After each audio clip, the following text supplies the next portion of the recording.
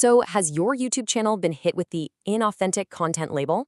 Maybe you got demonetized or you were just rejected from the partner program altogether.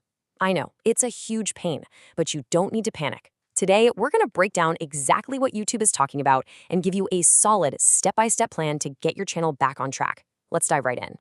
Does this feel a little too familiar? Yeah, you've put in all this effort, and now this one super vague policy is just stopping you in your tracks. It's so frustrating, I get it, but hang in there because we are absolutely going to figure this out together. Okay, first things first. You can't fix a problem if you don't really understand it, right? So what in the world does YouTube actually mean when they say inauthentic content? It sounds so broad, so let's make it super clear. So when you boil it all down, it's about one thing: the viewer's experience. See, YouTube's main goal is to keep viewers happy and on the platform. If they think your content feels cheap, copied, or like you're just trying to cheat the system, they see that as a bad experience. And trust me, they will shut that down. And this is where the rubber meets the road. We're talking about some very specific red flags. Things like grabbing clips from other people without adding your own real value or commentary, or relying on those robotic-sounding AI voices, or just pumping out tons of videos that are basically the same thing over and over.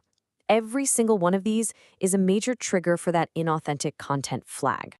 Now, when you get that dreaded demonetization email, what's your first move? You appeal, of course. It just makes sense. But here's the tough part. If that's the only thing you do, that appeal is almost certainly going to fail. Let's talk about why. This is the one thing most creators get wrong. Your appeal video?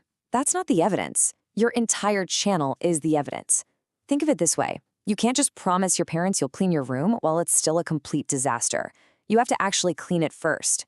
The YouTube reviewers look at your channel, and if it's still filled with all that same content, your video promise doesn't mean a thing. You have to fix the channel before you even think about appealing. All right, enough about the problem. Let's get to the good stuff, the solution. This isn't some guess or a maybe. This is a proven 4-step blueprint that will get your channel cleaned up and accepted back into the YouTube Partner Program.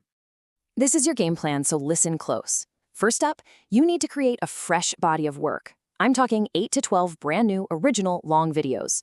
Give the reviewers something good to look at. Second, you have to be in your videos. They need to hear your voice, see your face, or watch your screen recording, something that proves a real human is behind the camera. Third, and this is a big one, you have to clean house. Delete or private all of that old, questionable stuff. No half measures. And finally, number 4, find your focus. Pick one niche and one format and stick to it. This shows YouTube you're not just throwing stuff at the wall, you're a serious creator. So, following those steps will solve your immediate problem, for sure. But if you want to make sure this never happens to you again, you've got to build on a much stronger foundation. And it all boils down to your channel having a clear, undeniable identity. Just remember this simple mantra: one niche, stay focused. One language, speak to one specific audience. One format, get known for your unique style. When you put those 3 things together, what do you get? One clear identity.